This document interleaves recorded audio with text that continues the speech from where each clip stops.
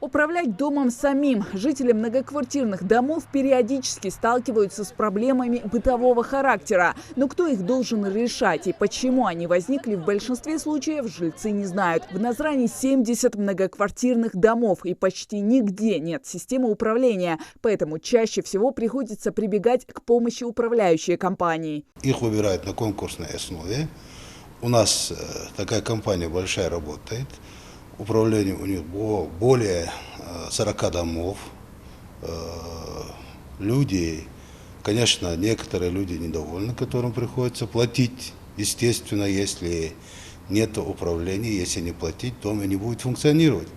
А часть домов у нас пока что остаются без управления, но в самое ближайшее время этот вопрос будет улажен.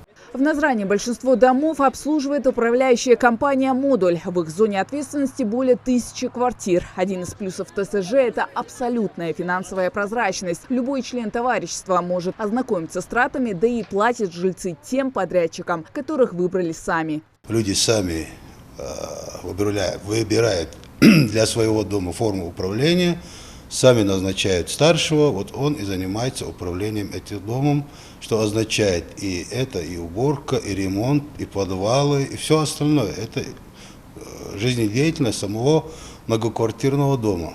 На практике же никто не хочет заниматься хозяйственными проблемами всего дома. Люди чувствуют себя ответственными только за свою квартиру. Так и случилось, когда жильцам 18-этажек предложили создать свое ТСЖ. Мы буквально несколько дней назад проводили сход граждан с ними, потому что люди никак не хотят никакую форму управления этим домом.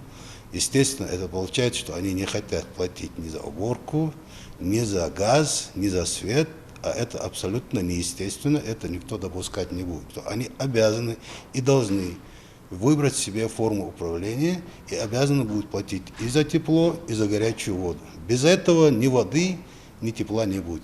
Будет ли порядок в общем доме и на его территории, зависит от заинтересованности и сплоченности самих жильцов, говорят в администрации.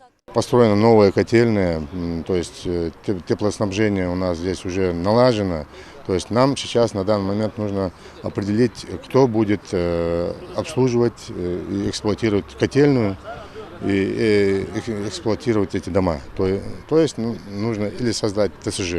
Мы для этого сюда пришли, чтобы поговорить с жителями, чтобы они сами создали ТСЖ, а в этом мы им окажем посильную помощь. Вопрос с отсутствием отопления в 18-этажных домах Насыркурта решили в прошлом году после личного вмешательства главы региона Махмуда Али Калиматова. Всего для строительства котельни было выделено больше 20 миллионов рублей из Национального фонда развития Ингушетии. А вопрос с детской площадкой и благоустройством прилегающей территории назрановская администрация обещала решить в скором времени. Хава Газикова, Мухаммад Даскиев, Новости 24.